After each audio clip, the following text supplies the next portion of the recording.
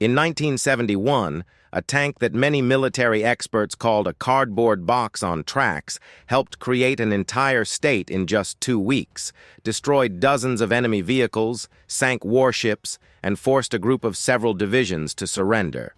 The armor of this tank was thinner than the door of an ordinary safe, only 15 millimeters, and could be pierced even by a heavy machine gun. But it was this tank that proved to be the most terrifying weapon of that war because it could do what no other tank in the world could: swim across rivers like a warship. This is the story of the Soviet amphibious tank PT-76, and what it accomplished in the swamps and rivers of Bengal defies all military logic. To understand how a Soviet machine ended up at the very center of a bloody conflict on the other side of the world, we must go back several months. Pakistan in those years was a geographically unique state, divided into 2 parts. West Pakistan and East Pakistan did not share a common border, and the distance between them in a straight line was more than 1,500 kilometers. Between the 2 halves of one country lay the vast territory of India. East Pakistan, inhabited mainly by Bengalis, felt like a colony of its own state for many years. All power, all money, and all key positions were concentrated in the West, while the East remained a poor province whose opinion no one considered. In March 1971, the patience of the Bengalis snapped. The political crisis escalated into an open confrontation, and on March 25th, the Pakistani army, consisting mainly of people from the West, began an operation called Project. The goal was simple and cruel: to suppress the rebellious province by force. The soldiers acted with extreme brutality, sparing neither students, teachers, nor ordinary peasants. As early as March 27th, in response to this massacre, the creation of the independent state of Bangladesh was announced. But true independence was still a long way off. By the end of spring, the Pakistani army had captured all major cities in the rebellious region. However, a powerful national liberation movement called the Mukti Bahini unfolded in rural areas. Guerrillas attacked garrisons, set up ambushes on the roads, and made life unbearable for the occupation troops. India supported the Bengalis' desire for freedom from the very beginning. Millions of refugees fled to Indian territory to escape the massacres by the Pakistani military. The Indian government launched a large-scale campaign to draw the attention of the international community to what was happening in East Pakistan, while simultaneously providing serious military aid to the rebels. Mukti Bahini fighters were trained at Indian bases and supplied with weapons and ammunition. This soon affected their combat effectiveness, but everyone understood that guerrilla warfare alone would not resolve the issue permanently, and that a major war between India and Pakistan was inevitable. Both sides prepared for it. It was during this preparation that Indian generals faced a problem that could have buried all their plans before combat operations even began. The expected theater of war was the Ganges Delta, the largest river delta on the planet. More than 240 rivers and streams permeated this territory, covering an area of 105,000 square kilometers. The swampy terrain, crisscrossed by water obstacles, turned any offensive using conventional armored vehicles into suicide. It was physically impossible to set up pontoon crossings across such a large number of rivers, and without tank support, the infantry risked getting bogged down in the endless defensive positions that the Pakistanis had already begun to build around major cities. And then the choice fell on the Soviet PT-76. This light amphibious tank was created specifically for such conditions, namely for the rapid crossing of water obstacles on the move without any engineering preparation. The machine weighed only 14 tons, was equipped with a water jet propulsion system, and could cross rivers at speeds of up to 10 kilometers per hour. Yes, the armor was thin, and the 76-millimeter gun did not possess outstanding power. But in the Ganges Delta, these shortcomings did not matter because the main weapon here was not firepower, but the ability to be where no one expected you. The Indian Army concentrated two full PT-76 regiments in the area of future battles, the 45th Cavalry and the 69th Armored, as well as the 1st and 5th separate squadrons. They were opposed by 5 Pakistani squadrons of light American M24 Chaffee tanks, totaling 66 machines, and 3 platoons of the same PT-76 tanks that the Pakistanis had captured from the Indians during the previous War of '65. The stage was set, the actors took their places, and the first act of this drama played out even before the war was officially declared. On November 21, 1971, 12 days before the official start of the war, the Indian command ordered a combat group to move to the settlement of Garipur in East Pakistan. This small town was a vital transport hub, and control over it provided a serious tactical advantage. The combat group consisted of a battalion of the 14th Punjab Regiment, 14 PT-76 tanks, and a sapper platoon, with the total strength of the detachment being about 800 people. Formally, the war had not yet begun, but both sides understood perfectly that a clash was inevitable, and Indian troops were introduced into East Pakistan to support the guerrillas and improve their own positions before the upcoming offensive. The column moved secretly, trying not to reveal itself ahead of time. However, the advance patrol of the 14th Battalion suddenly stumbled upon a Pakistani patrol. A fierce fire contact broke out, during which the Pakistanis were forced to retreat, but the most valuable thing was irretrievably lost: the element of surprise. Now the enemy knew that Indian troops were in the area and was surely preparing a counterstrike. The commander of the combat group made the only correct decision in this situation: to go on the defensive and meet the enemy at pre-prepared positions.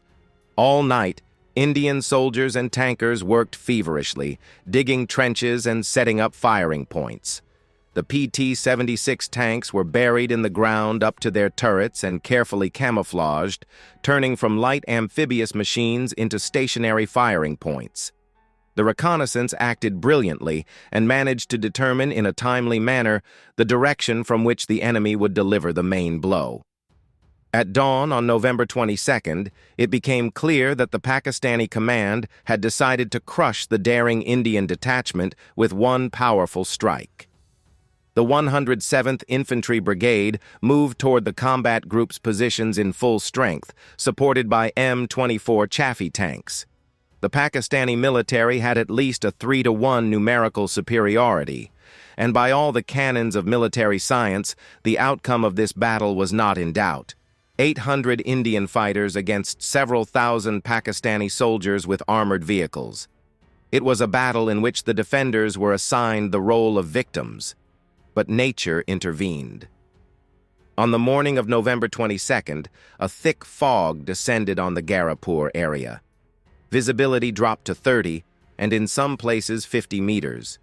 For the attacking side, this became a nightmare, because the advancing columns lost their orientation and could not see targets.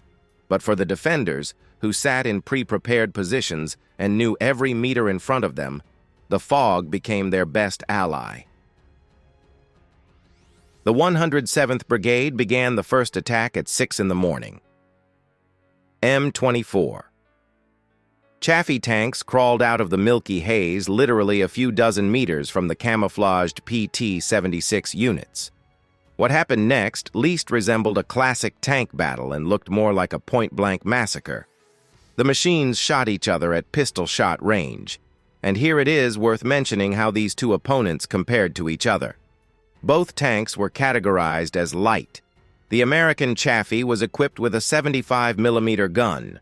The Soviet PT-76 had a gun of 76mm caliber.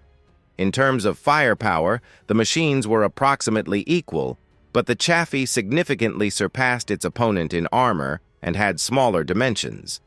The maximum armor thickness of the American tank was 38mm, which was more than double the 15mm of the Soviet machine. On paper, the Chaffee looked like the clear favorite of this duel. But the paper did not account for one vital factor. The Indian tankers fired from cover, from pre-ranged positions, while the Pakistani crews were forced to fire on the move in the fog at targets they noticed only at the last moment. The first wave of the attack faltered, leaving burning Chaffees on the battlefield. The Pakistani command regrouped its forces and threw the brigade into a second attack, but it too was repulsed with heavy losses for the attackers. Then followed a third attempt, just as unsuccessful as the previous two. When the sun rose closer to noon and the fog finally cleared, a picture of complete defeat opened up before the Indian positions. 11 Chaffee tanks were destroyed, and the crews abandoned another 3 on the battlefield in fully functional condition. The irrecoverable losses of the Indian tankers amounted to 4 PT-76 units. 2 more machines were damaged but remained in service. However, the trials for the defenders of Gharipur did not end there. At 1500 hours that same day, 3 Pakistani Sabre jet fighters appeared in the sky over the Indian positions and began strafing ground targets. It seemed that aviation would complete what the tanks and infantry failed to do. But in just a few minutes, 4 fighters from the 22nd Squadron of the Indian Air Force appeared in the air. The air battle was short and merciless, and all 3 Pakistani Sabres were shot down, while 2 pilots were captured. The Battle of Gharipur ended in a complete victory for the Indian side. This battle made a colossal impression on the Pakistani army, and the heavy losses suffered even before the official start of the war seriously undermined the morale of the Pakistani soldiers and officers who were yet to learn what Soviet amphibious tanks were capable of when used for real. On December 3, 1971, the Pakistan Air Force launched surprise bombing strikes on several Indian air bases. This move was supposed to blind Indian aviation and seize the initiative, but the Pakistani command's calculation did not pay off. The strikes were not powerful enough. The Indian Air Force maintained its combat effectiveness, and India received a formal reason to start full-scale military operations, for which it had been waiting for several months. War broke out simultaneously on 2 fronts, the western and eastern, separated by thousands of kilometers of Indian territory. The Pakistani command understood perfectly that the 3 divisions stationed in East Pakistan were not capable of stopping the offensive of 3 Indian corps. The balance of power was catastrophic, and there was no chance of victory for the Pakistani side in an open field battle. To somehow rectify the situation, Islamabad tried to force India into a 2-front war by launching offensive actions in the west. The idea was to force the Indians to transfer part of their troops from the east to protect their own borders. But in the western direction as well, the superiority turned out to be on the side of the Indian army, and the Pakistani offensive quickly fizzled out. In Bangladesh, the grouping was commanded by General Niazi, an experienced commander who clearly realized the hopelessness of a head-on confrontation. His strategy was built on using the natural features of the theater of operations. Hundreds of rivers, streams, and canals of the Ganges Delta turned any advance into a painfully slow process. Every water obstacle required stopping, setting up a crossing, and bringing up engineering units. And while the attackers were busy with another river, the defenders could pull up reserves and prepare a new line. Niazi ordered the creation of powerful defense hubs around major cities and to turn the space between them into a zone of continuous water barriers. According to his plan, the Indian troops were to get bogged down in exhausting, protracted battles, grinding down their forces at every line. Meanwhile, the international community would demand a ceasefire, and East Pakistan would be held.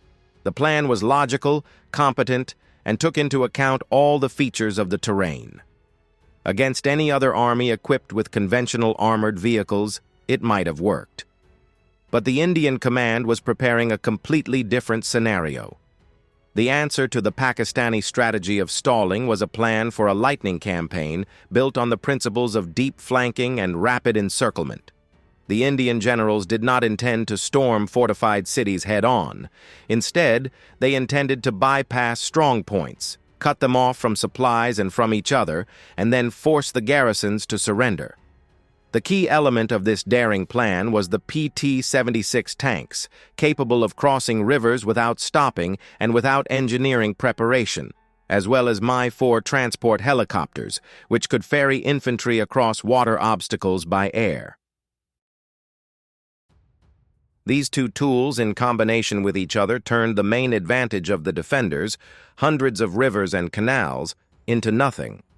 The offensive unfolded in several directions at once, and from the very first hours, it became clear that Niazi's strategy was collapsing. Where Pakistani commanders expected to hold the Indians for several days at the next river, PT-76 tanks entered the water and in just a few minutes were on the opposite bank, firing right while afloat. Infantrymen clung to the armor, crossing together with the machines, while helicopters landed assault groups in the rear of defensive positions. Pakistani garrisons expecting a long siege suddenly found the enemy behind them. One of the most striking examples of this tactic was the operation in the area of the city of Bogra.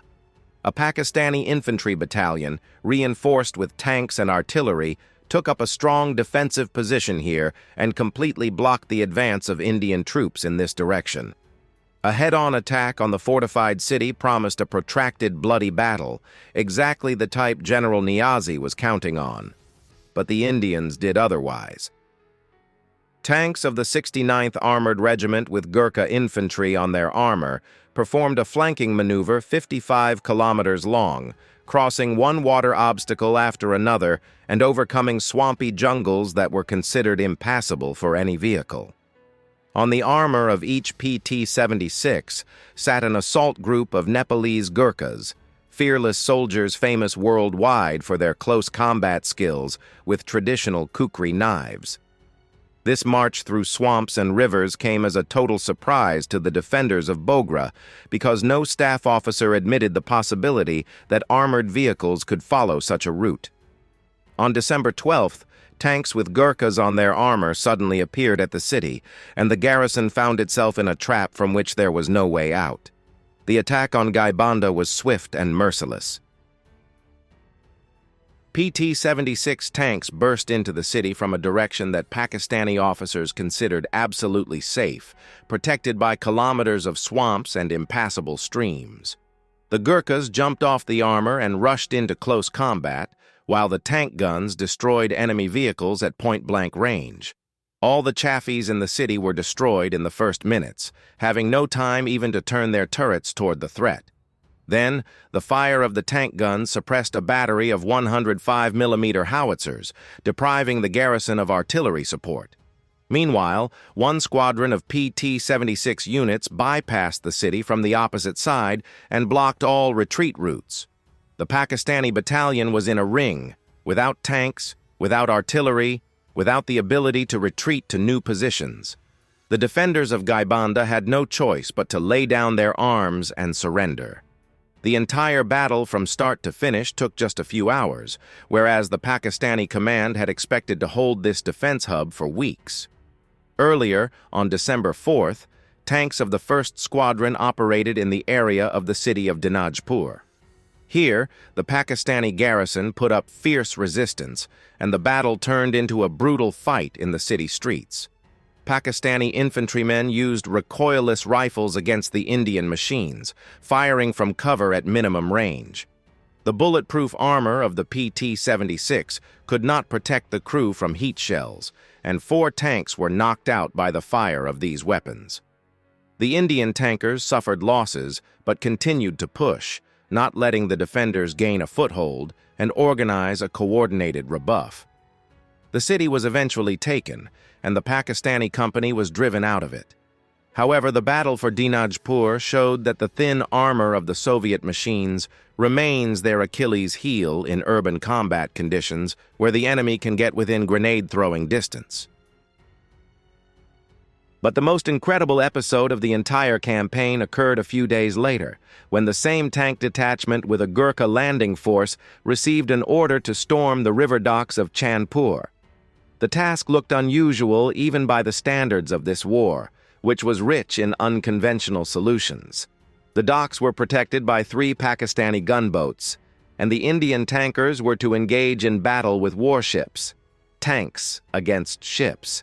This was not in any tactical textbook, and it is hard to imagine what the Pakistani sailors thought when they saw armored vehicles emerge from the bushes on the shore and turn their turrets toward them.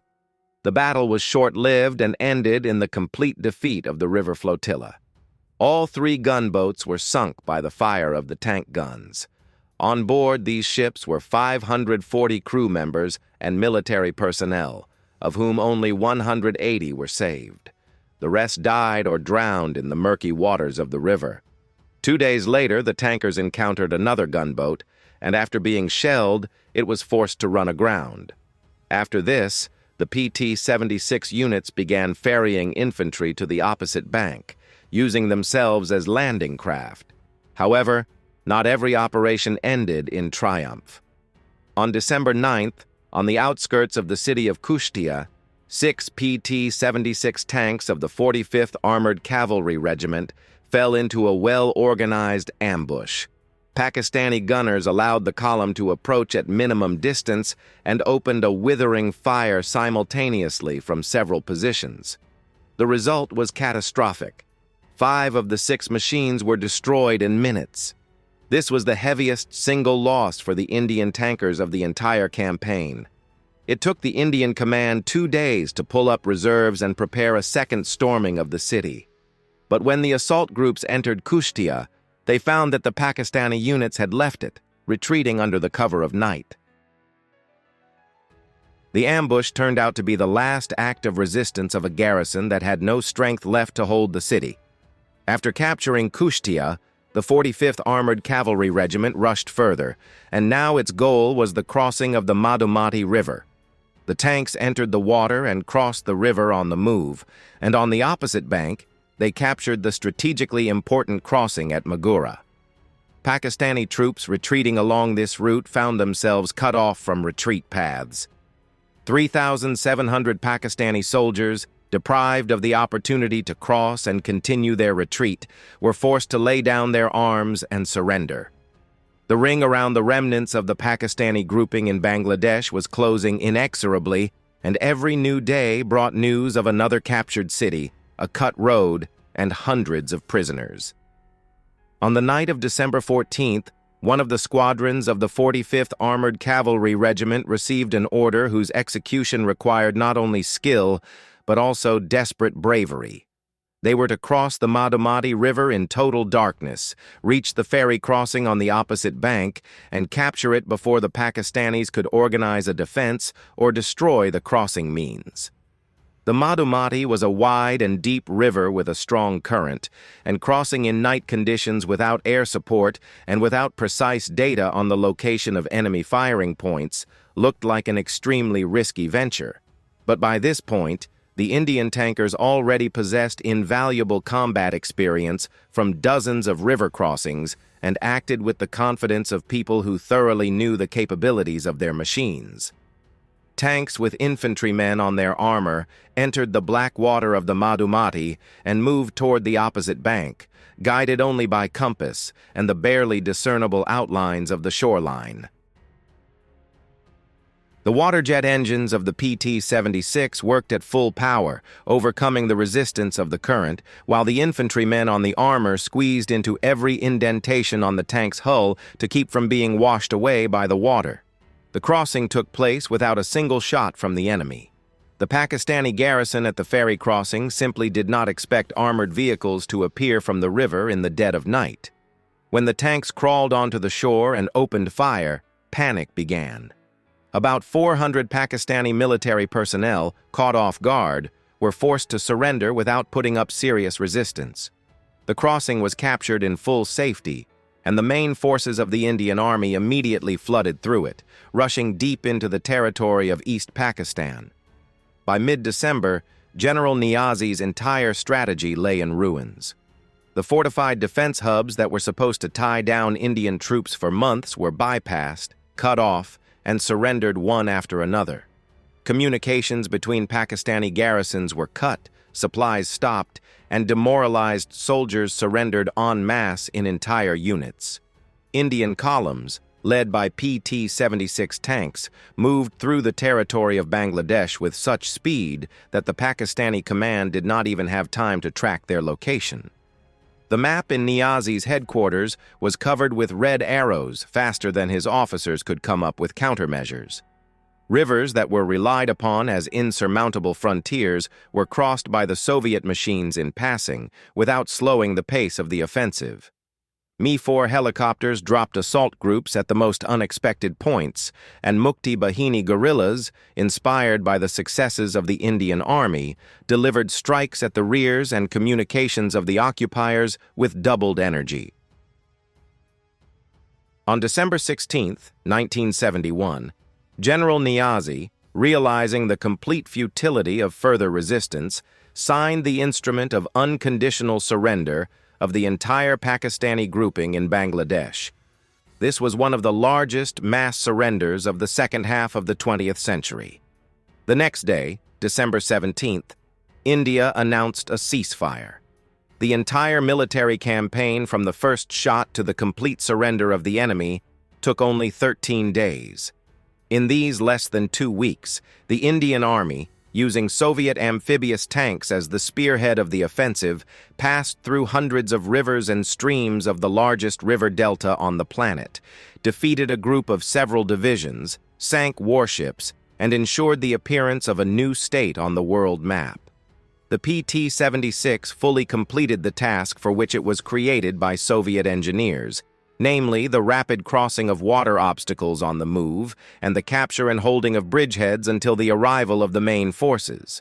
A machine with bulletproof armor and not the most powerful gun, which many had dismissed as obsolete, proved to be the decisive factor in victory in a war where hundreds of thousands of people fought.